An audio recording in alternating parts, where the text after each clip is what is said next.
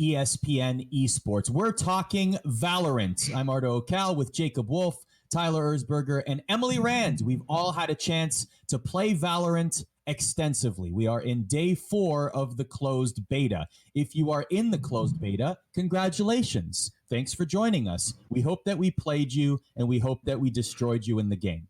But if you are not in the closed beta and you are here because you are looking for a drop, yes, drops are enabled on this video, on this stream right now. We are live. We're monitoring chat. If you want drops to be enabled for you, and if you want to be eligible, make sure that your Riot account is connected with your Twitch. Then you will be eligible for drops. Don't forget that. Very important, because otherwise you will not be eligible.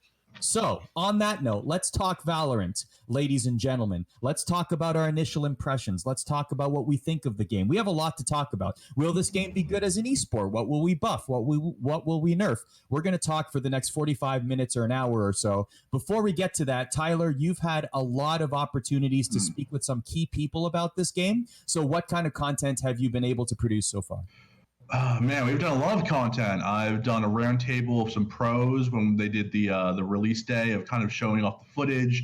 Did a deep dive with the lead developers, Ziegler and Riot Supercakes, about the game, beta drops and everything about that, and just the game development as a whole. I have a big feature coming out today about Ace, Energy's Ace, who I think is going to be one of the leaders in the early days of the Valorant beta, and just in terms of his play style and his flashiness it's really in tune with the game, what the game wants to be. So I have a lot of really cool content coming out around Valorant, from streams to games to show matches to a lot of things, a lot of features. It's been a really, really whirlwind of the last week or so. It's been really fun. I've been playing, writing, interviewing. Valorant's taken up 99% of my day, so it's been a good ride. The whole team has been creating content. I know our producer right now, Daniel J. Collette's been streaming as well, also created a great 101 video on Valorant. That's a great place to start, actually, at youtube.com/ESPN Esports. We have a gun guide, a map guide. We have interviews, like Tyler said. There is so much going on. ESPN.com/esports and our YouTube channel, also live here on Twitch. Emily, let's talk about first impressions. We've had a lot of games under our belt. What are your first impressions of this game? I'm really bad at FPS games is the first thing I can think of, but like most FPS games I can think of, this is so much fun, especially if you're queuing up with people you know and people you're friends with. Especially except me. No, Jacob, it was so fun to play with you, actually. So for context, I told Jacob when he was on his team, he was initially stressing me out. It was good because he's a shot caller. And that I'm not actually memeing. He's good at directing people.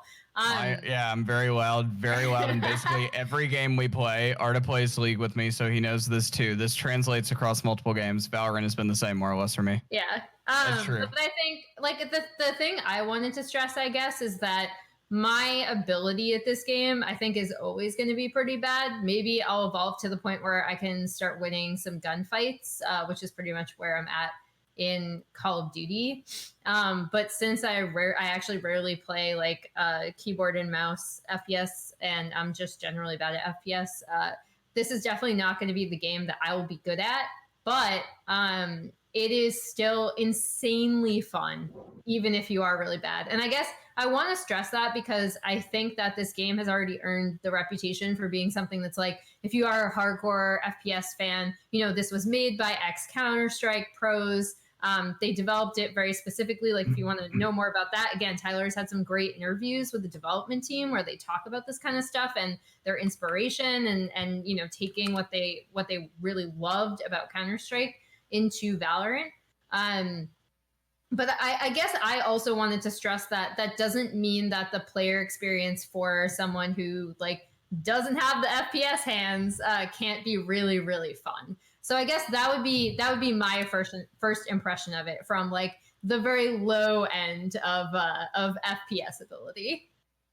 So for those, just to interrupt here, I know that people are mentioning that drops are not enabled. We're getting that fixed. Drops will be enabled. We see the notification. That's getting fixed. Don't worry. If you're here for the drops, We're not going to pull a Dr. Disrespect. Yeah, no, we're not full doc.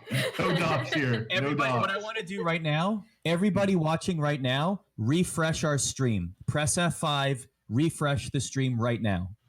We're going to wait for you. Refresh the stream right now. Press F5. Now, when you refresh the stream, are drops enabled? Let us know in the chat. It says enabled for me, says Evil Jacob Wolf, and I trust Evil Jacob Wolf even more than I trust actual Jacob Wolf. Wow. I'm just kidding, Jake. I've been really mean. I've been really mean Jacob's to Jacob. Yeah, you've been roasting him lately. No more carries for you in League of Legends anymore. Okay, everyone's so much for getting you to silver. Okay, do me a favor, chat. Anybody that comes in new from here on in, because drops are clearly enabled now, if anyone has this concern, somebody reply to them and say, just refresh your stream. You should be fine. All right, let's move on. So, Jacob, you are our resident FPS expert. You play them a lot. You've been playing a lot of Apex lately, but Valorant has also been sort of pulling at your time. So what is it about Valorant that you like? Yeah, so I think the big thing that stood out to me, I was having this discussion earlier with one friend and one colleague who have not been able to play Valorant yet. They don't have keys. And we were talking about it while we were playing Apex this morning before we started working. And the big thing for me has been that, like, while yes, it draws a lot of Overwatch comparisons because heroes have abilities, right, which is very much an Overwatch thing. I do find that it is not. Abilities are not as dependent in Valorant as they are in Overwatch. Overwatch to me feels a lot like League of Legends in the sense that you are playing around a lot of ultimate cooldowns and everything else. And like, it's part of what is made Overwatch a little bit unfun to me as a player. And I think unfun to also many other people who have fallen off the Overwatch train. What's fun about Valorant is, like, if you suck at aiming, you suck at aiming, right? Like, abilities enhance the game. They don't break the game, or they don't become the game. And that's been the one thing that I've really enjoyed about Valorant. I put a lot of time into Sage. I know we're going to talk about what characters we're feeling right now. She's been more or less my main in the games that I've played. I've only lost one game, and it was an in-house against our fellow colleagues, in which our one of our other producers, Thomas Tichio, a former Counter-Strike pro, was on the enemy team. But I have excuses. Also because I was on Thomas's team, yeah, so I was happy. So I've done all right, and I've really enjoyed it, and like I absolutely hate absolutely hate Split. It's a dumb map. Yeah, it needs to be fixed. Worst map. But otherwise, like, you know, and there are some things here that definitely need to be patched, nerfed, and some things that need to be buffed. But overall, I'm feeling it. I think that it's a nice change of pace, and it really stands in its own lane. And I would actually compare it more to Apex Legends than I would Overwatch, in terms of the ability usage. So, and as someone who's played a lot of Apex and is Gold 2 right now in Apex, and I very much enjoyed those types of games. So, yeah. So Jacob is liking Sage. I'm enjoying Phoenix a lot. I like the curveball. I like the blaze. I like Phoenix's abilities. I love the run it back because I die a lot. So at least it gives me a second chance as Phoenix's ult. Emily, who's your favorite agent right now? I am really enjoying playing Raze. I do know that she's overpowered right now, or in my opinion, even at, like, again, the baseline casual level, she's overpowered, I think. And you can also, like, if you're actually good at this game, you can exploit a lot of stuff with her blast pack because she doesn't take damage from it. So it can move you in different ways that you may not have thought possible otherwise. So that is, I think she's going to get nerfed, but I really like just sitting back and kind of like lobbing grenades or letting the boom bot out, which I know, like, people are probably cursing me right now in chat because I feel like everyone hates the boom bot if it's headed to you. But I'm really, really enjoying playing her. She's very, very fun. Definitely as much fun as her kit promised when I, like, read it. So despite the fact that I do understand that she's overtuned, I think I'll still really enjoy playing her regardless. I won't take credit for this. I think it was Puckett that told me this. He calls it a Roomba. Yeah, a lot of people call it a Roomba. Like, I hate the Roomba is a pretty common thing to say right now. Yeah, between that and like the Cypher tripwire, you just make a crap ton of noise having to shoot it, right? Like you just give away your, even if they didn't know where you were in the first place, like now they do because you're like having to spam at it to like either kill the cam if you're playing a cam or the tripwire against the Cypher or against the Roomba if you're playing against a race. Yeah. Yep. Tyler, how about you? More of the same. I think when it comes to like us three, I think I'm like in the middle of like Jacob's obviously the FPS pro, and I'm kind of grinding really hard in Valorant. Like I came into the boot camp basically non-FPS player at all. I pretty much played League. I played sports sims. I played fighting games, but FPS was never really my thing. But I just got caught by the bug. Like bought a new PC. I've been grinding it like crazy, and it's a thing of learning the maps and just learning all the small spaces in each of the three maps, just kind of learning the game itself. Just it enhances you. It doesn't matter. Like, even if your aim is trash and it's I'm trying to get better, but like if you understand the map and you understand the wave and the flow of the game, it just boosts you incredibly. And so far I've just been playing a lot of Jet and Raze. Raze obviously. I don't think about Jet.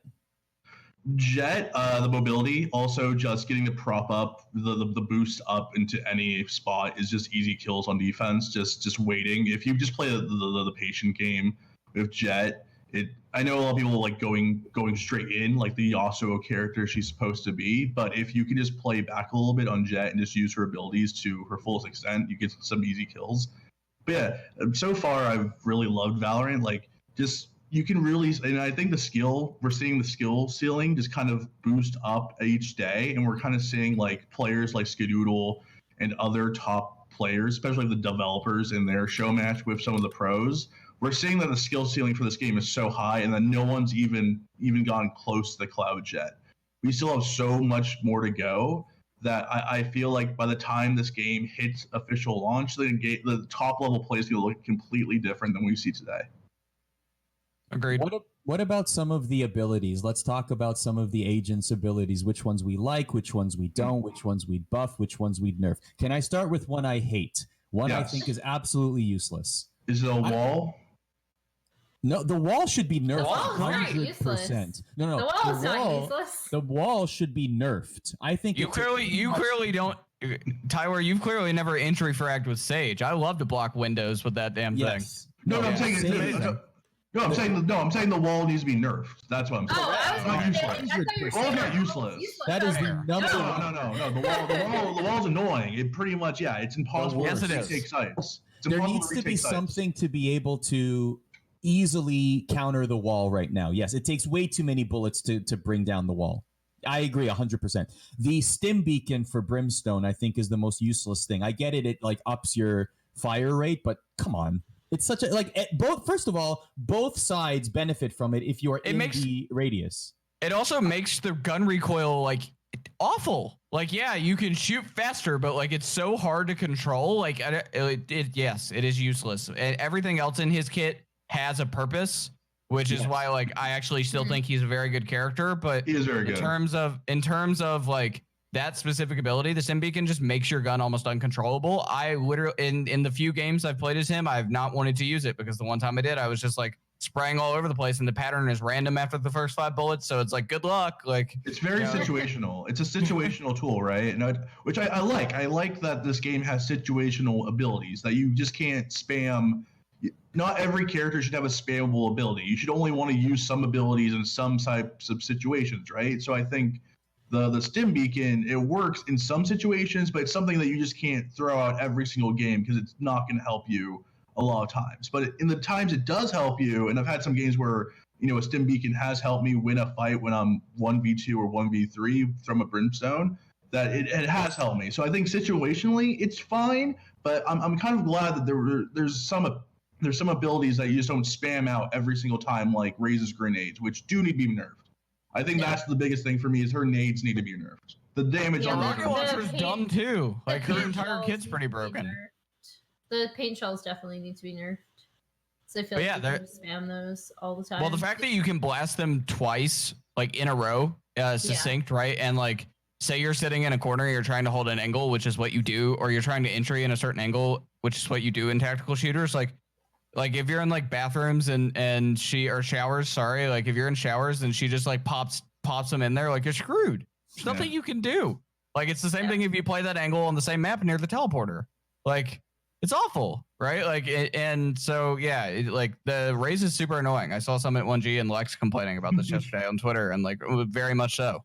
So the showers location in Binds, Tyler, by far the greatest location in any of the maps. Oh, it's fun. Going showers is always fun. Going showers is great. But the thing is like Jacob's saying, like if you're gonna like, it's so the grenades and any kind of like the grenades in showers, you're just dead. Like you can't sneak, you can't take any kind of angle. It's out of all the characters so far, I think Raze is the one that's getting the most hate. I mean, looking at Reddit and Twitch and all these other communities, obviously somewhat 1G. But I like the character. I like the design. I like the C4. Like watching XQC play Raze is really fun because you see his Overwatch background kind of come into it and how he wants to play a faster paced game with the C4 and more of a creative style with it. And I like this. I like everything she has, but the nades need to be nerfed a bit. So they're not, just chunking you for 90% of your health. Agreed. When they, either the second blast needs to go away, like after it explodes once and then it scatters. Either that needs to go away, or it needs to be nerfed to 1 per round, rather than 2. Like that's overall a good projectile. Yeah. It's either or. Be a bad idea. What about the Brimstone Orbital Strike? I think is one of my favorite alts because it really takes care of people camping, especially in high pressure locations, right? But I wonder if that also needs to be nerfed because it is very powerful. No, I don't think it I needs to be. actually don't think I like so, it. only because there's such a delay on it that like the idea is that you're creating kind of a it's not like I wouldn't necessarily say it's AoE, but like I think you technically have enough time to move. Especially if you're like Jet. The idea is that like I mean, you want to kill people, but the idea is that you more use it to like control point, but it's not oppressive like a lot of other AoE abilities sometimes are, right? Like I think Sage, like Viper's ultimate. Viper's ultimate is a little. It's too big. Also, it looks like like the like stereotypical you put someone's stapler in the Jello. That's what it looks like to me. It's just like a big giant thing of like round Jello. It looks like slime from Nickelodeon. It's really. I love the style of the game. But green. Yeah. What about Breach? The ability to be able to go. How do you just feel in general that we have the ability to go through walls in this game? Also with Sova's ult, Hunter's Fury is another example. How do we feel about that in general? For Hunter's Fury anyway, you still have to like. You gotta know where they are correctly. Yeah, the idea is that because he's more of like a recon, and I actually think Sova feels really bad to play right now. Maybe that's just me, but I think. Well, that, but also he just like for like someone who's supposed to be a tactical recon person, he just doesn't feel fun, I guess. Maybe I'm not.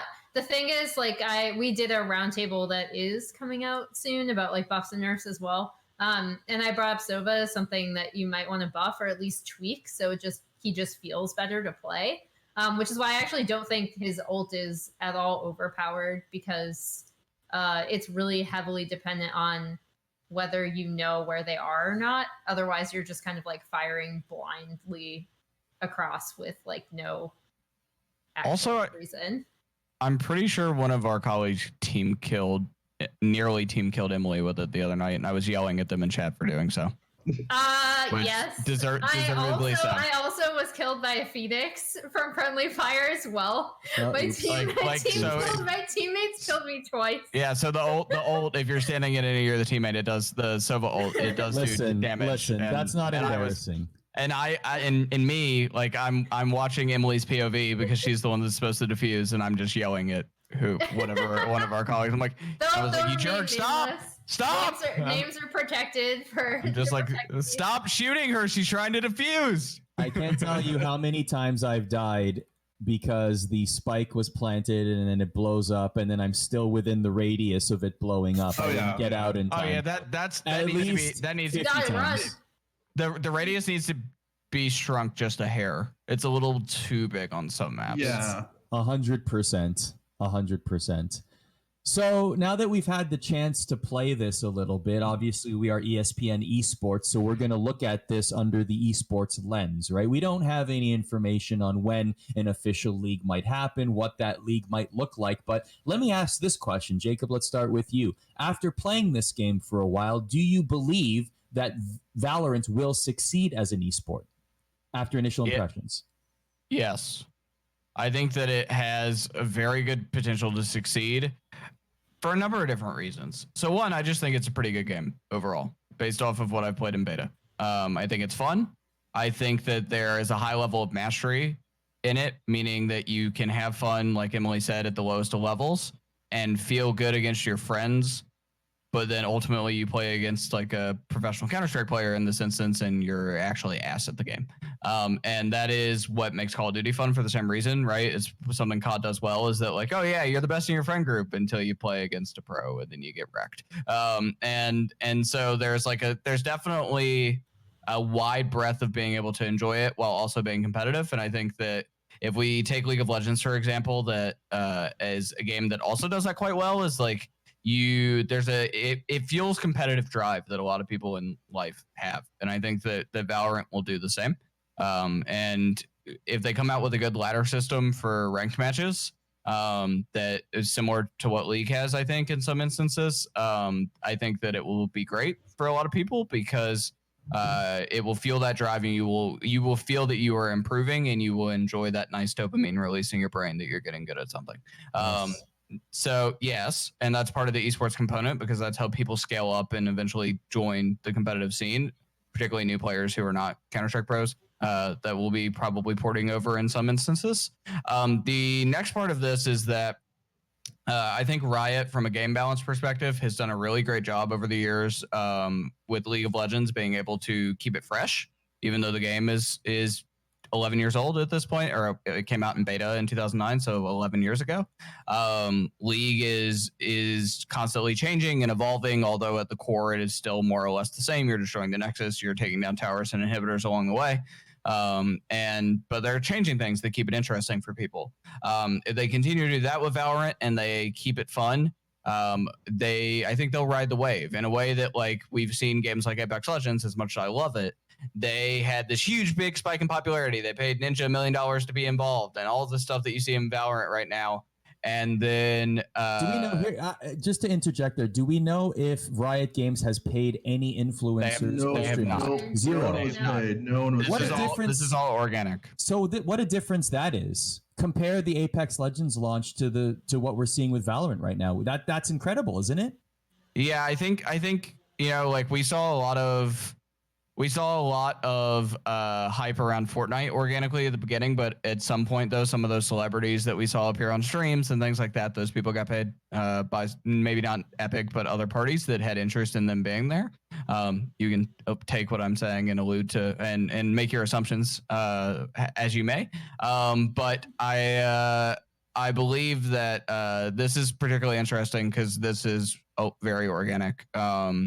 Because and like Ninja responded to me in a tweet thread I had about this, where he basically said that like Riot's credibility made him want to be a part of this, right, and want to be a part of the beta, because Riot, every professional gamer in the world knows about League of Legends, even a little bit, right? Like I go to events of games I have never covered in my damn life. Right, like I love Rocket League and watch it from afar. I went to my first Rocket League event last summer, and some of the players knew me because what do I cover? League of Legends, right? And because they want to pay attention, they want to understand the business and the salary because it helps them negotiate when their game grows. So every professional gamer knows League, and so I think that's why they were able to get so many people in the door here, is because League of Legends has such a high credibility. And so, yeah, so back to my original point, I think the game balance will be really important. The next part of that is my biggest question for Riot as an esport around Valorant is they have the ability to right now, if they said, all right, guys, $40 million Valorant franchise, they would have people out the door. Yeah. Even in the middle of a pandemic where people don't want to invest money right now, they would still have people out the door, right? Because everyone wants to be associated with Riot Games. They struck lightning with League of Legends. Everybody believes it's the next esport, and this thing is blowing up in a way that Overwatch and Call of Duty are not, which are demanding similar amounts of money, right? But what makes League of Legends so great is that it was built from the ground up when Riot was a small little startup in like student housing in Southern California, and then slowly built its way up to being an esport, right? It didn't have its first major like international championship until 2011, 2 years after the beta of the game, you know, and it scaled. And by the time the big money came in 2015 and 2016, it was scaling organically. The community had built itself up. So Riot has a decision to make here, right? I think the best option for them is to support the amateur tournaments, to support third-party organizers, to partner with the DreamHacks and the ESLs and the other people that want to run these things and really become a part of the community, and support those, and then eventually move to some sort of big business money-making model. But I do think that overall, like, they need to choose wisely here, and I don't think they've ever been faced with a choice like this because League came organically out of them being forced to be that way, not because they had a choice. Emily? I think my big thing is that this will kind of dovetail into some of Jacob's points, but we've talked about this on other videos that we've done around Valorant, and my big thing is how are they going to break into China and then to a lesser extent South Korea. Those are the two markets that I'm looking at as really, really important for this game to, if you want to elevate it to something even comparable to League of Legends, like worldwide status. I think you have to look at what made those games successful in those regions, how they're reaching out to those regions. And I think you already see it, right? Like already we have a Chinese character, we have South Korean character. And then additionally, I think, hey, chat, should we have a Turkish character in this game? What do you think? Should Valorant have a Turkish agent? What do you probably think will be. I mean, yeah, there's a server up already. What do you think our Turkish-dominated chat will say to that question? Anyway, I think the big thing is that I want to see how they break into the Chinese market, because part of the reason why League of Legends is so successful is because Tencent, this is before they were a major investment partner in Riot. This is before they had that kind of investment switchover where they have the majority stake in Riot. They were just invested in Riot, like to a lesser extent. But they were the distributor for League of Legends in China, and it was basically hooked to everyone's QQ account, which gave it like really, really easy advertising for a free-to-play game.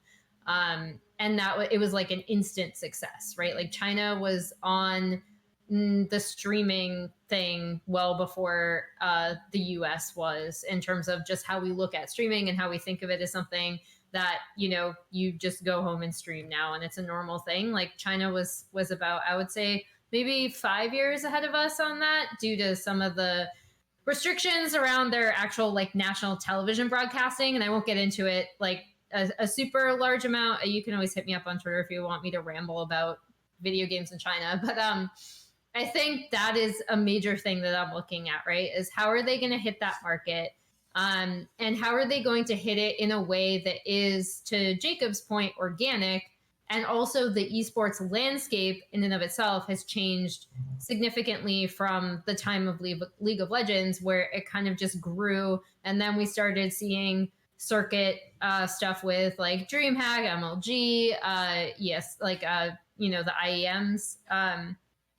And we only saw LCS, and this was like not franchised. We only saw LCS and LPL as the major leagues in 2013, and in South Korea on GameNet, OGN, who'd already run like StarCraft tournaments up until then, was already running the League of Legends tournaments in South Korea. So that was like very, not fractured, but like everyone was kind of doing different things as it grew up. Now that there is this expectation from esports community, whenever you release a game, it's like, how is it going to be an esport? What's your entry plan going to be? How soon are we going to start competition? Is this going to be a franchise? Like, those are already things that people are asking about this game that is in a closed beta right now. So I think those questions are far off down the road. But the most interesting thing to me is going to be how do they enter into the Chinese market, especially since it's sounding like there's going to be a slight delay there.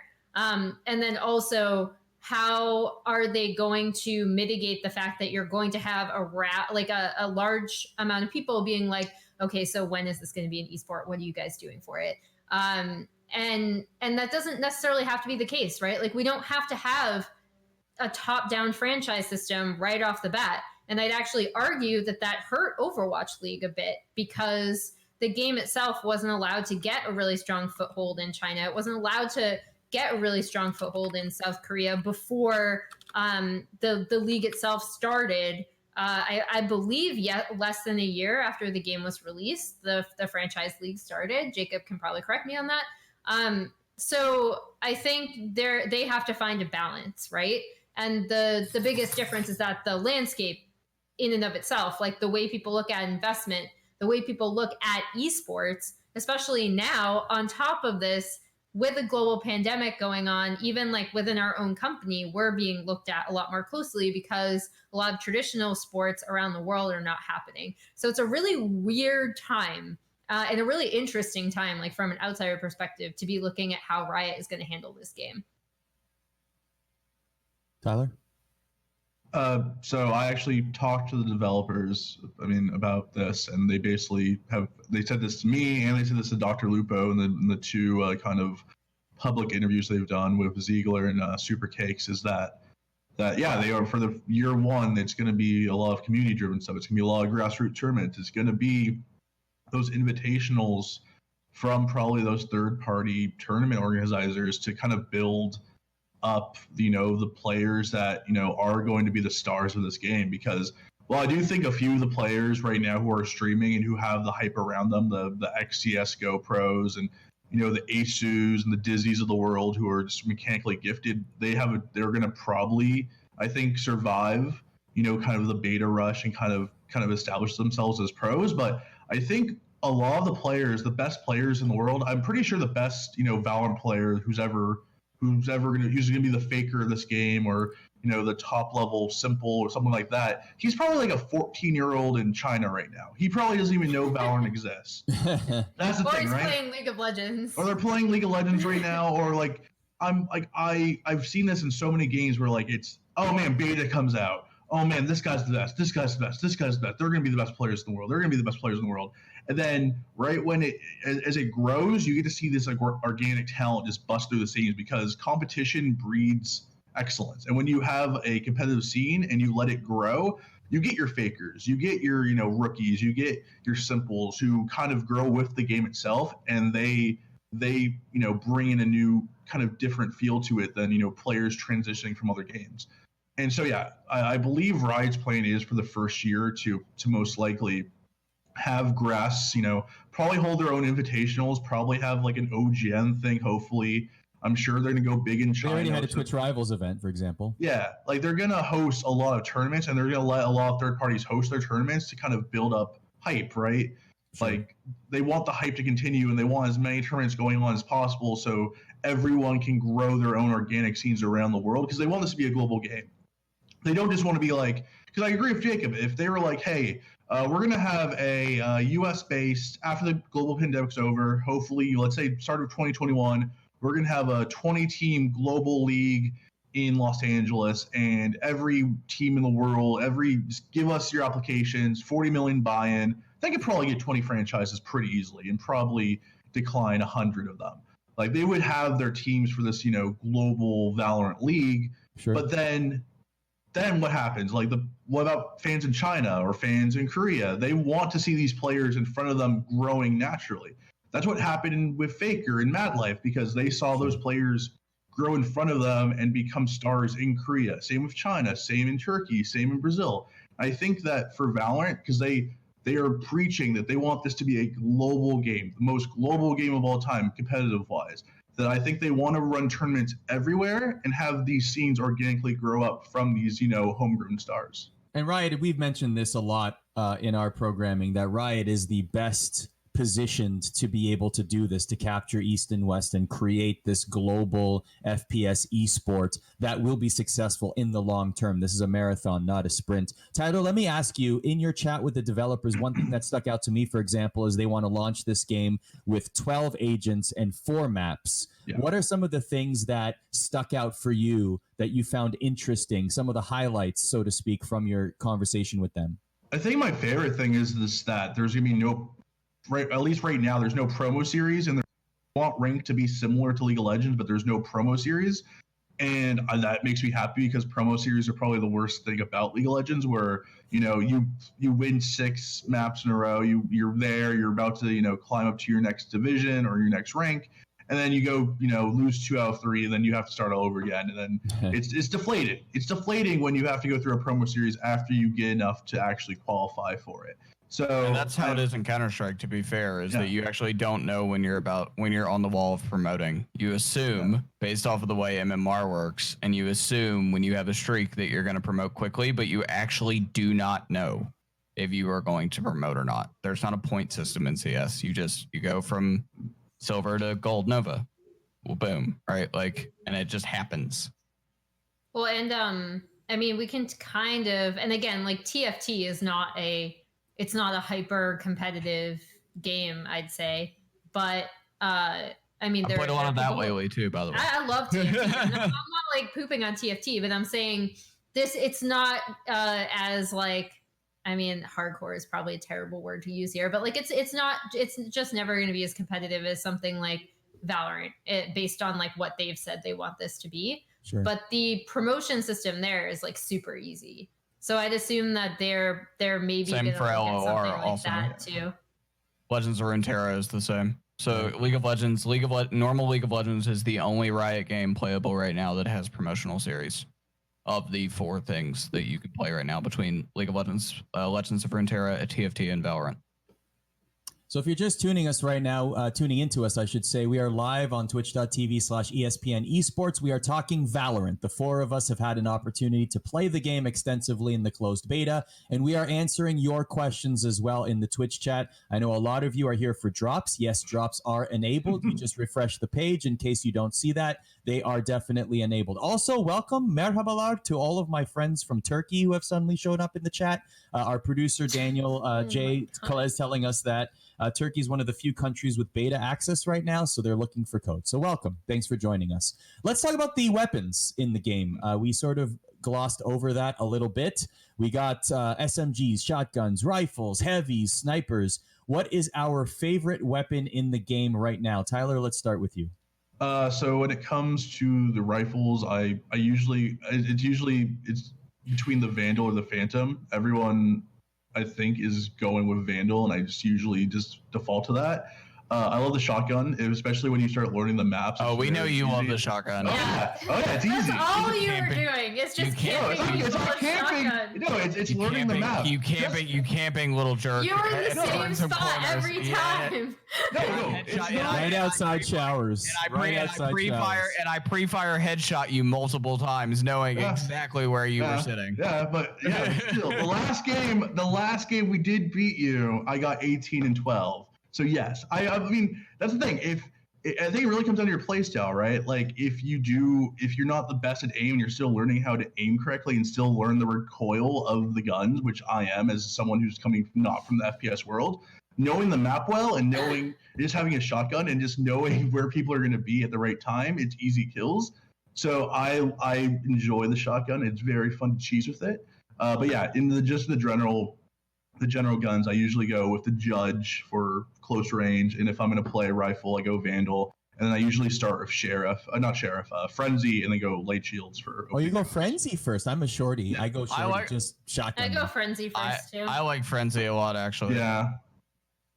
That's not my favorite gun, but the Frenzy is basically the CZ in Counter-Strike. It's very similar. So I'm big fan of that one. What's your? I'm a Phantom Vandal. I go back and forth on those two, and then maybe Odin last round if I have money to spend, just because it's fun to carry around that giant beast. I mean, I love the Vandal because it is basically the AK-47 in CS. You headshot with it, it kills pretty quick, and the Singer's not bad, and the Spectre, both SMGs feel pretty good actually. I've enjoyed both. The Bulldog is a lot like the FAMAS in Counter-Strike, and I like the FAMAS in Counter-Strike. Like, if you want to buy a rifle that's effective, yet you don't have a full enough economy to buy a AK or an M4 in the case of Counter-Strike, the FAMAS is a good choice. And so the Bulldog feels very similar. But I have to go with Vandal. Like, I've been running Vandal. I want to get better at the operator. I was not a bad opper when I played a lot of CS. So I want to get better at the operator, but the way I play, I like to entry frag with Sage. So I've been running Vandal almost all the time. Okay. Yeah, I also default to Vandal, although I love SMGs because I like SMGs in COD. So I actually think these two feel really, really good. So if I'm on like an eco buy, as Jacob knows, because he's probably played with me the most out of people in this chat, I typically default to an SMG if it's like a low buy round. But yeah, I mean that was kind of my big thing is the Vandal probably feels the best to me and like feels the most intuitive of the rifles. I am not a huge shotgun player, so the one thing I just want to say is the biggest difference between CS actually in this game that I've noticed, right, is so the Vandal has more or less the same spray as the AK in CS. The Phantom has the same spray as the M4A4. The Bulldog has similar spray to the FAMAS. The Frenzy has similar spray to the CZ. But actually, after the first 5 bullets, it goes random every single time. So you may know those first 5 bullets, but you are heavily dissuaded from shooting more than 5 bullets at a time. Right. And because if you don't reset that, and that's why I like the Vandal, because it's a headshot gun, right? Like, you're trying to aim high for it, and tap, 1, 2, 3, or 4 bullets, right? You're not trying to hit 5 and spray with it. And if you are, you better pull down, right? I think that's the one thing that this is why it won't be on console, I don't believe. And it would be weird to port it, but I think that's the one thing why Overwatch and Call of Duty players are going to have some issue playing this game when they give it a shot, is like, recoil is not a thing in those games. I'm raising my hand because Jacob can probably tell this is one of my issues in game. Right, recoil is not a thing for console. Recoil is a thing for console, but there's also aim assist. See, the thing is Call of Duty is inherently forgiving. So in Valorant, every gun has depending on where you shoot someone, leg, body, arm, head, right? There is a different amount of damage per each gun. That doesn't exist in Call of Duty. You have the head and you have everything else in Call of Duty, right? For most guns. And right. So Call of Duty is inherently forgiving. You can shoot somebody in the foot and do the same amount of damage that you're doing in their body. And which I do. Don't I know that and get tilted whenever I get eliminated in Warzone. But anyway. Yeah. So that's the thing. It's like Call of Duty, you're given a lot of leeway of where you're shooting. In Counter-Strike, you are given very little. In Valorant, I feel like you're given a little bit more than Counter-Strike, but not by a lot. It feels more welcoming. CS, I think, puts people off by the way that it rewards you for where you shoot. But yeah, recoil is very, very noticeable in this game. So don't shoot more than 5 shots. Try to kill in your 5. Be good about your 5. Know the 5 patterns. Learn the 5 patterns for each gun. And after 5, stop and then shoot again. Right? Like, just let up and then shoot again, because otherwise you RNG is either your friend or it's not at that point. So one thing I liked definitely as well from your chat with the developers, Tyler, was that the developers, the people creating Valorant, Riot Games, the whole team, they want people to grind this game and find faults in the game to break the game. That's like one of the vibes, is that, no, we encourage you to be creative in this game and find ways to exploit anything you find. And I also love the communication. Here is a back and forth, for example, and this is spawned from a question in chat. They asked, what are the thoughts on the developers versus streamers show match that happened? So after that happened, Summit put out this tweet. Summit said, trying my best not to salt everywhere in Valorant, not sure how a rocket character even made it into the beta or as a character design at all. Every single ability is kill someone ability, so much for mostly utility type use. And Ziegler, who's one of the developers, saw this, responded, and wasn't even tagged in the tweet and said, hey, Summit, I totally understand. Some things in there were super tilting and it was a rough game. We're looking across the board at all the agents right now to figure out how to get them in the right place. So we'll take a look at Raise 2. Don't worry. Thanks for the games. And I have to give the developers credit here because the communication seems to be very on point, Tyler. Oh, yeah. And I think the thing that... I was going to say, when's the last time you saw a Valve developer come out other than to call a commentator an ass and fire them? When's the last time you've seen somebody from Valve come out and do anything like that? You got to give them credit. You have to give them credit for that. Well, the thing about the Valorant development team is that there's not like three, right? Like Counter-Strike is kind of famous for not being like the favorite son of Valve, right? Where they have a very bare bones development team. Where you look at the Riot Valorant team, and not only do they have help from the entire Riot, campus, which means League of Legends people, Runeterra, TFT people all helping out when need be. But they also have I believe they told me they had 180 plus developers working on the game. So the amount of manpower that is being put into this, and that's the thing, right? Like, yes, a raise can be very, annoying or frustrating, and the abilities might be, the ultimate abilities might be too much damage, or they're not just utility based, and they're all going to take this into feedback, right? We're in beta. The launch probably won't be for another 3 to 4 months, and I also believe by the time we hit full launch, and by the time we, do this again in a year, when whatever happens to Valorant esports wise, the game should be entirely different. We're going to be laughing about some of the ultimates and some of the smokes and some of the abilities that we're going to play this back and be like, do you remember when Raze's grenades did a double bounce and they just took around the entire game? Like, oh man, what a world we lived in back then, because that's going to happen because Riot cares about making a great game. They want to make a great competitive game. They want this to be a huge esport. They want this to change esports. Well, and to Arda's point, communicating that is super important, right? Like Nintendo is often also criticized in the way that Valve is in terms of being hands off. But Nintendo people pay attention to Smash because every damn time Zero won a Smash for Wii U tournament, his character would get nerfed 3 weeks later, 2 weeks later, right? Like anytime he'd win a big major. And so they're watching, but they're not telling you they're watching, and they're not talking to you. And it's that's even worse in my opinion. So I think to Riot's point, the fact that they're communicating it is super important. And the other thing I just wanted to say, comparative to Valve and Riot structure. So Valve is famous for this employee handbook that was leaked in 2012. Which I believe is still accurate, in which Valve says that every desk for Valve employees in Washington State is on wheels. And they have anchors so you can pin them down, but there are no managers and everything is on wheels. And so in that company, you can say, hey, I'm working on Counter-Strike, but I actually don't like working on Counter-Strike anymore. Let me go work on Half-Life. Let me go work on Steam, on Valve Index. Let me go work in the Steam team.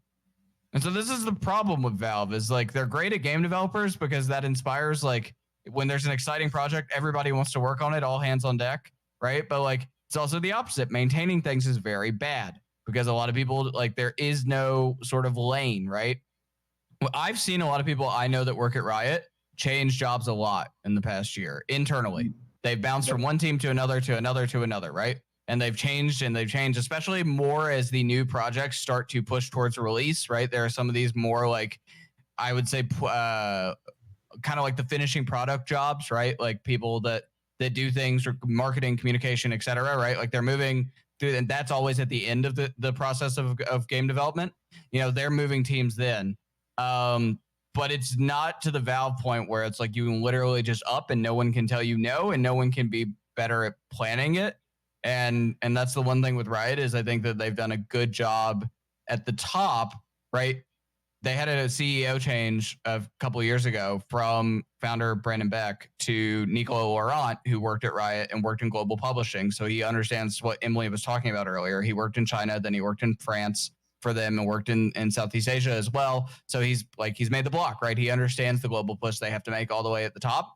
And so I think they've done a pretty good job lately at sort of making sure people are in the right spot and having a aligned strategy across many different departments as they expand in a way that Valve has struggled. This is a question from chat from Naja fan, who has been in our chat for quite a bit of our show. So appreciate you being with us. Do you know if the Valorant esports people are at all connected to the League esports people? Is there going to be crossover, sort of like what you mentioned previously with Valve, Jacob, or are they going to be separate teams? So far, it seems like they are separate teams that will answer to the same director. Okay. They have appointed a few people, as I understand, to sort of start brainstorming on the Valorant esports side of things. These people, I believe, have announced that publicly. But I believe as of right now, if I'm correct, which I believe I am, is that they all answer to John Needham. the same folk. Yeah, it's all to John Needham, who is the head of esports at Riot Games. Yeah. Right on. Okay, good. Let's end on this then, unless there are some questions in chat, and I'll be monitoring. Let's go around the horn and talk about one thing we love and one thing we'd like to see changed in the game. So give that a little bit of thought as other people are answering. Tyler, let me start with you. One thing you love about the game and one thing you would change about the game. The one thing I love about the game is that it rewards putting time into it, I think. I feel like as someone who's coming into this who did not play FPSs before, I didn't grow up on Halo, I didn't grow up on Call of Duty, someone who's new to an FPS game and actually really trying to go at it, I feel like it really, putting in hours, you will feel better. If you actually try to get better and you try to put in the hours, you can see an improvement really quickly, and it feels good. You get that, you got that dopamine rush, right? Where it's the thing of you're taking the time out and you're getting a little bit better at it each day, and you see the results coming through from just learning the map, learning the guns, learning the angles, learning everything about the game and just putting yourself into it. It rewards you back. And I think that's the best thing about Valorant so far, is that regardless of if you're low level shooting at the ground on your first day and you don't even know how to use the WASD key to move, and you're just flaying. That totally wasn't you, by the way, right? No, actually no. That's the thing. Is like I didn't. No. No, I mean no, but it's a joke. But yeah, like when I right when I started this for the boot camp, I didn't play FPS games. I didn't use the WASD key. I was playing League of Legends most of the time. So I came in bare bones, and I've improved incredibly in the last week or two of playing the game. And I still have a long way to go, but I feel the improvement each single day and just getting better at it. And that's the rewarding part. Where this is a kind of game where whatever you put in, you're going to get out of it. And I think if you come to this game and you're just like, I just want to, screw around. I really don't care about getting better. I just don't really care. I don't think you're gonna have as much fun as it, even if you're a low-level player who wants to improve, because you will improve if you start learning the maps, you start learning the weapons, and you just put yourself into it. The one thing I would change about the game, though, oh man, Split. It's a beautiful map. I think Split is really innovative, and I like the design. I like the fighting over a single mid idea that they were trying to go for. But currently, it's my least favorite map, so I'm not the biggest Split fan. It's a giant map too, right? It's a giant map. It's really pretty though. I love the design. The design for the map is incredible. It reminds me a lot of Cash and the developer of Cash, DE Cash, the Counter-Strike map. Volcano. He works for Riot Games. Yeah. So there you go. Yeah, it's okay, so that's what you would change. What about you, Emily? I'd say I think I want to again stress that the thing I like the most about this, I do agree that even just as someone who again doesn't have the FPS hands, but is can memorize things pretty quickly in terms of pattern recognition, just playing and understanding the maps can get you really far, and it is a very rewarding game to play because you will automatically get better if you want to. I do agree with that, despite the fact that I believe I've also played the least amount of anyone here, just due to circumstance. However, I think I'm not sure the thing I would change. Maybe and people might completely disagree with me on this, and it also depends on what their goals are for economy. But I actually never felt super punished for economy. So if they, and again, this isn't even something I'm recommending they change. It's something that if they want economy to be a lot more punishing, I feel like it could be, because I never felt, and this is like, you should understand that I'm dying a lot. Like Jacob can back me up on this. So am I. Like I never felt like I wasn't able to get the gun that I wanted within like a round or two. So I don't know, and I don't know how they want to. I don't know how economy is intended. But if they want to make it more punishing, they definitely can. And again, like I don't know if that's the goal of the developers, but I never felt like I was being punished for dying. I'll say that. Jacob? And they should. I agree. I do agree with that point. That the economy should be a little bit more punishing in terms of game pace. So the thing that I really enjoy about the game, and I wouldn't change, is I'm a big fan of some of the synergies that exist within the game in between characters.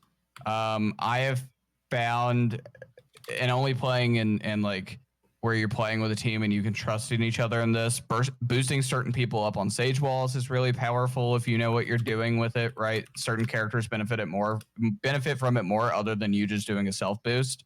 I think the same can be said in terms of sort of synergizing between characters like Viper and Phoenix, which I got to see last night in terms of using the walls to hold a site.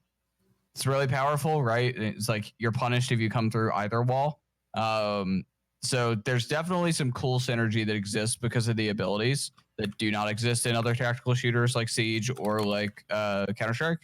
So big fan of that. And I think that people figuring out comps and the way that they figure out comps in League of Legends and Overwatch, that is like what I'm looking forward to the most. Yeah, so I'm a big fan of understanding that. The thing that I would change right off the bat, though, is I think that, well, for starters, they need a rank system that is good, and I want to see what they do with that before I would say I would change anything with it. However, I think that there are certain points of the spray that are really ridiculous on the randomization. Like I don't like it, right? And I think that it really hurts casual players because like casual players are going to just spray ungodly amounts, right? Because you're gonna have people that come from Call of Duty and others, right? And they're just gonna aim everywhere, right? They're gonna hold down the trigger Jacob, and spray a full clip. Right now. I'm kidding. And I'm like calling myself out because like the majority, right? Because it affects either side of the player base. It either affects the player base that understands spray mechanics in games like CS, where the spray is the same every single time, and you have recoil control and you could push against it, right? And push opposite of your spray to center, or it's the people who spray like crazy in games like Call of Duty, and it doesn't reward that either. It is very punishing for movement. It's very punishing for movement and shooting, like Counter-Strike is. You move and shoot, you're gonna miss almost every single time. It even actually, part of the nice things that I actually really like is that the crosshair has a movement. It tells you, like it shows you, part of the crosshair has an outer part that shows and it spreads and goes like, hey, this is where you're actually going to shoot if you're moving, and like it's really wide, right? So like your ability there, it's awful, right? Like the biggest thing I've been trying to teach some of our colleagues is like crouch when you shoot, right? Like stand still, it makes you more stable, and then crouch and aim up. And so I really think that that's both a positive and a negative. And then yeah, for me, like they definitely need to make characters like Omen better. I think Omen's in a really bad spot among all of them. You saw Tyler post the Skadoodle play today. Skadoodle would disagree. Sure, and I saw some. That was an amazing play. Wow. But to that point, so apparently you can hear when he teleports, but you can't hear where he lands. That seems a little dangerous. And that's the biggest thing I would change is audio in this game. Audio is rough, man. Like I shouldn't have to hear my teammates' footsteps that loudly. Yeah, I should hear enemy footsteps are important, but damn, I've had several moments where I'm like running to a site and I'm like trying to do a retake and like somebody's trailing behind me and I'm like I'm like looking over my shoulder and then I like look at the mini map and I like see an ally and I'm like okay, but I have that like split second of like, do I need to just turn and start shooting? Because like I think somebody's on my ass and like following me right from the enemy team. Yeah, the audio is really weird, and they like definitely need to take between now and actual release. They need to fix the audio because the audio is a big problem. Music's great though. Music is great. Yeah, I have the title screen music in my head. The do do do do do. Yeah, the music's great. It's just the audio. It's the audio mixing. Yeah, audio mixing. It's the audio mixing, and they need certain abilities need more audio. Also, like the Omen teleport. Stuck in my head. You should hear it more. So we got a lot of questions in the chat, so we'll end off on that. The two quick things I want to mention, and Tyler, we've mentioned this in our Slack channels. In elimination, when you are able to eliminate somebody, it feels incredibly satisfying. It feels like you're gone. It feels great. It feels like this game truly feels rewarding when you execute a great play or when you are able to eliminate somebody, whether it's a headshot or whether it was a great gunfight, whatever it is, it just feels good. Even more so than any other FPS I've played, I believe. It is incredibly rewarding, and that I absolutely love that. Going back to what you were mentioning, Jacob. Clutch it, baby. Dopamine the clutching, the dopamine drip that you get. I just feel like you get an extra amount for each elimination in this game. The audio is great there too, though. But I've always felt that way about most first-person shooters. I feel really damn good when I out-aim a squad like by myself in Apex. Like it's just like like it's this over the top high. It's an FPS thing. Yeah, this one is incredibly rewarding. That's what I'm going to say. The what would I change? So there's 3 comments and questions in chat that I want to reference when I am mentioning this. One of them is from G Dial Bad Omachi, and I apologize if I said that wrong. It would be nice if they added deathmatch or free for all. Yes. Generally different modes. So my response to that is I'm pretty sure they will, but in a closed beta environment, you don't really need to test a deathmatch. Right now, here, let me finish my point, guys. So yes, basically what I'm trying to say is I want to see variety when the time is right. It's not now because we're testing this new mode right now. It is the very beginning of the closed beta. I'm not saying, hey, we need 7 modes right now. What I am saying is that I can also see, and this goes to Brodo Chip's point in the chat, who said, is there enough content in the game to make it not boring after a long gaming session? After about a month, yes, it's not going to be like I personally can play this game for 8 hours and feel like I'm constantly getting that gratification. With that said, however, I do like what Titus Cage said in the chat and said, if possible, would you guys be in favor of the ability to switch agents between rounds? I don't know how frequent that should be, but I like that possibility. I would like the option to be able to see what a game would look like if we could change agents around at some point in the games. I think I would like to try that. It's the only time it would be acceptable. Like when you swap sides. Yeah, I think that would be cool. It's fair.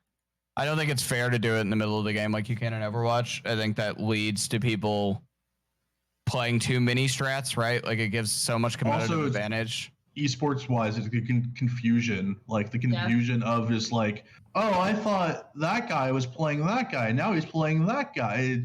I feel this for like an esports side of it. Like especially if you don't know all the characters and their abilities. Like if you're a viewer, I like it for the variety. If you were going to do it, you absolutely could not do it any place but the half point. Spot. Yeah. Okay, let's get to some questions and then end out the stream. Titus Cage asks, and this was directed to Tyler. Feel free to take it all. Let's go rapid fire with these, by the way. Cool. Do you see this game beating out CS:GO? Oh man, that's a really loaded question. I think by the end of this, if like let's say 2 years from now, I think both will be tier 1 esports. My prediction would probably be in 2 to 5 years. If with the current esports out there, I'd probably say the top 3 will be League, CS:GO, and Valorant in some order. Yeah. And I really do hope that Valorant coming in and kind of Riot coming into the FPS sector pushes Valve, because if Valve actually takes this on and kind of turns this into a competition, because competition breeds excellence. Arda, you're a pro wrestling fan. I'm a pro wrestling fan. When was the WWE the best? When was pro wrestling the best, Arda? The answer to that, I think what you're thinking of is the mid-90s when there was competition from WCW. WCW. Yeah. The Monday Night Wars. And then what happened when the WWE killed the WCW and digested? They got complacent. They got bored, and they just knew it doesn't matter what we put on our TV. We don't know what we do creatively. We're still going to be the kings. And I think CS:GO and I think Valve has kind of fallen into that WWE mindset of like, no one's really going to touch us. We have these hardcore, 20-year fans, and we know if we give them 2 majors a year, we do minimal effort. If we do some, events every few months, we'll keep them happy. But now when you have Riot, the king of esports, coming into the mix, and they bring out Valorant, and they have this entire hype around it, if that pushes Valve to actually start caring more about the esports scene and starting to invest in it, I think that we're going to see an amazing rivalry between the two. I want that. You want CS:GO at their best. You want Valorant at their best, because if they're both at their best, they could be the biggest esports in the world, right? Like those 2 plus League of Legends, those 3 could really just be the big 3 if these 2 games kind of go back and forth. Because I want to see Valve invest more in CS:GO, because they deserve it, because it's an amazing game. CS:GO is one of the most fun games to watch in the entire, probably the most fun to watch of any game. I think if you are a newbie or a old head or whatever you are, CS:GO is super fun to watch, and CS:GO is not going anywhere. Counter-Strike is not going anywhere. I just want to see competition be these two games, because competition breeds the best from both. Jacob? I wrote a column about this week, which you can read on ESPN.com/esports. There's a chance, right? Like Dota and League of Legends coexist, but Riot has the better end of the stick, right? And they were not first to that party. League of Legends came out after the original Dota. Jacob has a show, by the way, called The Eco every Monday night on twitch.tv/ESPN. Which is a Counter-Strike Global Offensive show. Tune in every Monday night at 9 p.m. Eastern time.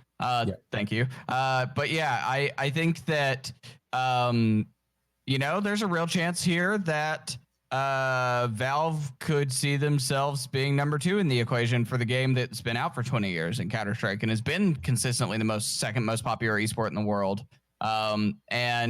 Dota's only really relevant to esports on a mainstream level. Dota is only relevant in esports once a year. It's around the international. It's because they pump it with $30 million and every news outlet in the damn world writes about it.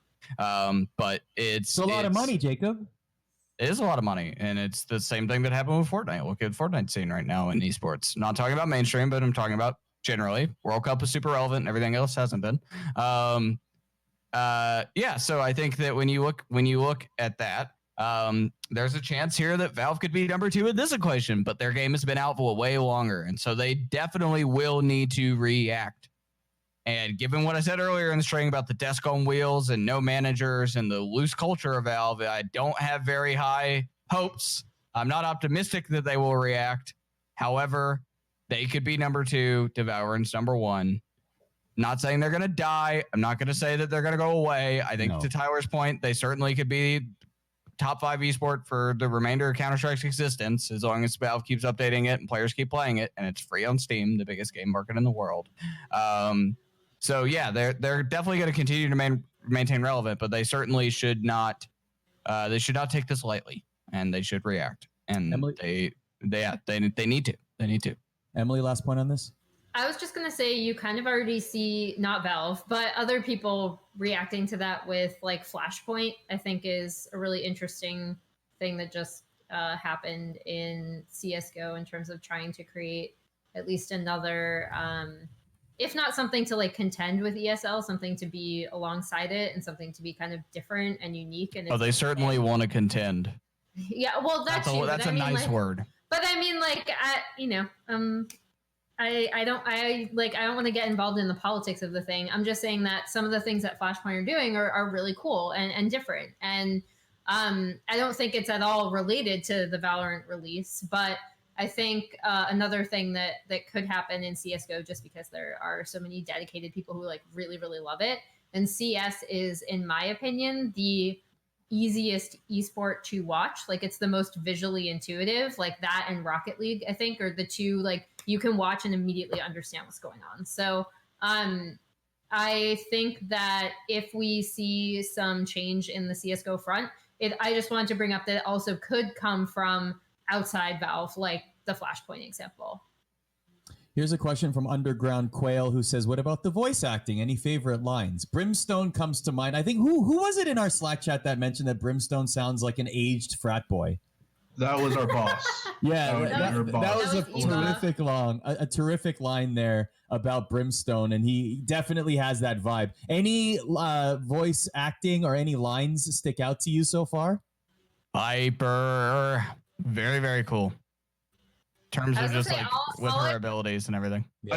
I like Phoenix. I think Phoenix is cool. Yeah, too. the London accent. Cool. Phoenix, yeah. I mean Phoenix. I think Phoenix visually. I think everything. I think Phoenix is the perfect character. I think Phoenix is. I don't think anyone's saying he's too broken. I don't think he's underpowered. I think visually he's great. I think he's from voice acting to character design to his ultimate, where when he dies, he revives from the ashes and he tugs on his collar. Yeah, like everything about him. Like I feel like Phoenix is a perfect character. I don't think there's anything about Phoenix you really need to fix. I really like him as is. I think he's probably going to be one of the the face characters moving forward, and I'm just really happy with him overall. It's great voice acting by whoever voiced him, and I'm currently working on a piece about Phoenix, about his how he was how he was created, what was the background. I did one on Jet, so yeah, look out for that coming soon.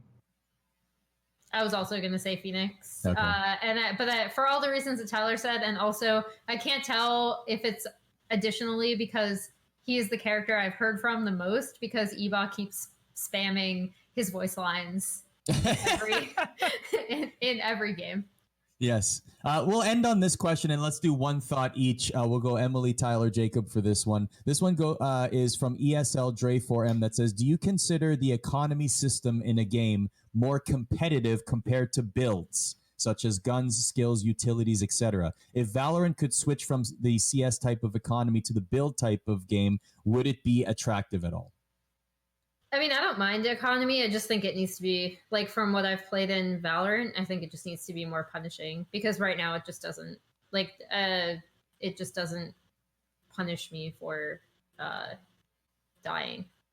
That's kind of my take on it right now. But, like, I actually like the economy, like the idea of economy, just because we see it in fewer games comparatively.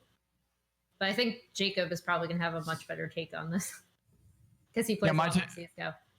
My take is that economy breeds for less balance issues compared to builds. If you look at League of Legends, like I think of very strongly Deathfire Grasp is like a moment where an item broke the game for like a full half a split or half a season, right? Like DFG. It's literally buy it on any assassin mage. DFG LeBlanc.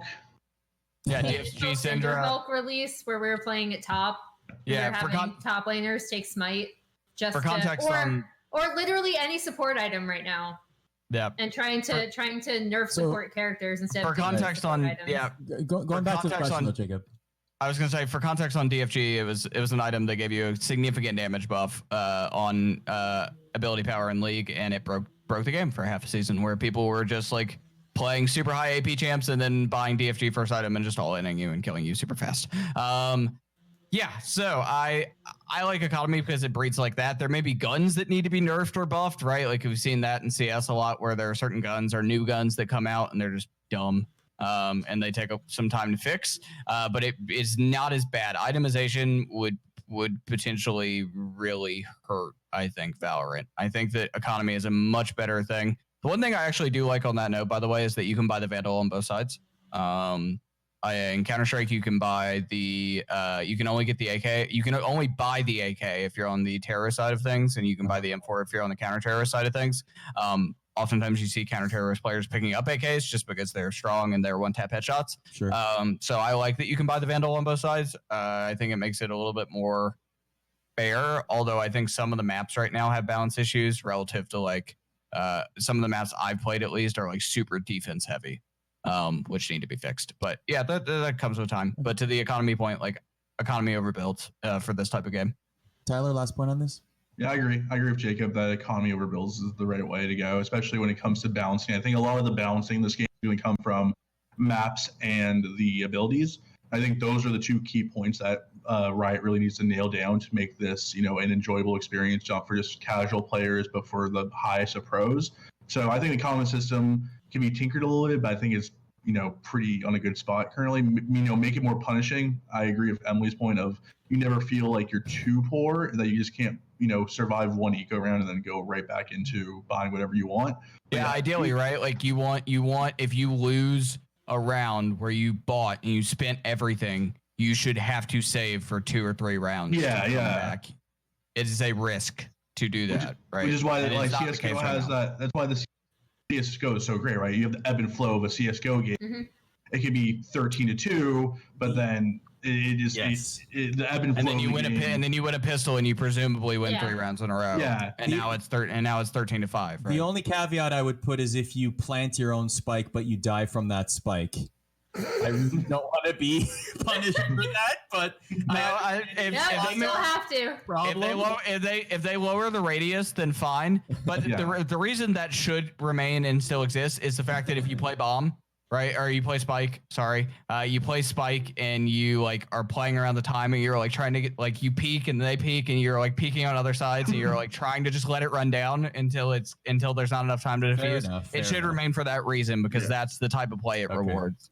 All right. Well, on that note, you've been watching a roundtable discussion here at ESPN Esports on Valorant. We've all had a chance to play the game, and we've all been creating a lot of great content, particularly Tyler. You can check out his articles at espn.com/esports, interviews with developers, also at youtube.com/ESPN Esports. In an hour, actually, just over an hour at 8 p.m. Eastern, Emily will be back on this channel with her weekly LPL program. Preview it for us. What's coming up?